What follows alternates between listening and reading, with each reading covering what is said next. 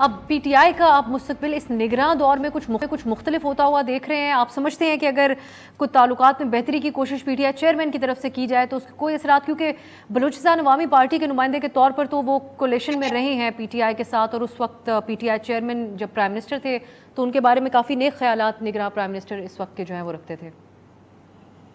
देखिए, चेयरमैन साबिक वज़ीर आज़म का मामला तो मुझे मुश्किल लग रहा है कि उन्हें वो स्पेस मिलेगी, वो फ्लेक्सिबल रवैया। हालांकि कम अज़ कम जो अब वज़ीर आज़म नहीं रहे शहबाज शरीफ साहब या निगरान वज़ीर आज़म, और कुछ नहीं तो इतना तो कर सकते थे कि उनका ट्रांसफ़र अटक जेल से अडियाला जेल कर सकते थे। इसके लिए अदालतों की क्या ज़रूरत है? आप जहाँ से सज़ा हुई है उसी शहर में अगर उसकी जेल में रहे तो उसमें क्या है?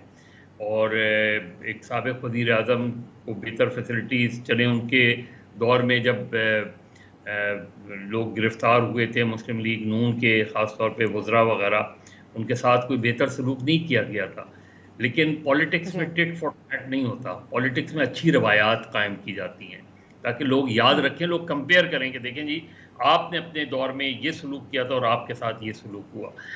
मेरा ख़्याल है निगरान वज़ीर आज़म का ये बहुत ज़िम्मेदारी है, सिर्फ़ उन्हीं के लिए नहीं, पीटीआई के साथ और कुछ नहीं। आप शाह महमूद कुरैशी बाहर हैं, उनके साथ वो मैंने यही बात की थी कि अगर आप बुलाएँ और सियासी दायरे में मुज़ाकरात करें, इख्तिलाफ़ करें, कानून को अपनी law should take its own course, ये सब कुछ करें, लेकिन एक पॉलिटिकल टेंशन को, सियासी कशीदगी को कम करें। देखिए, लेवल प्लेइंग एक फील्ड कोशिश अगर तो उस हवाले से करें। ठीक, इलेक्शन से बाहर रखा जाएगा तो मेरा ख्याल है उस इलेक्शन की क्रेडिबिलिटी नहीं बनेगी। ठीक।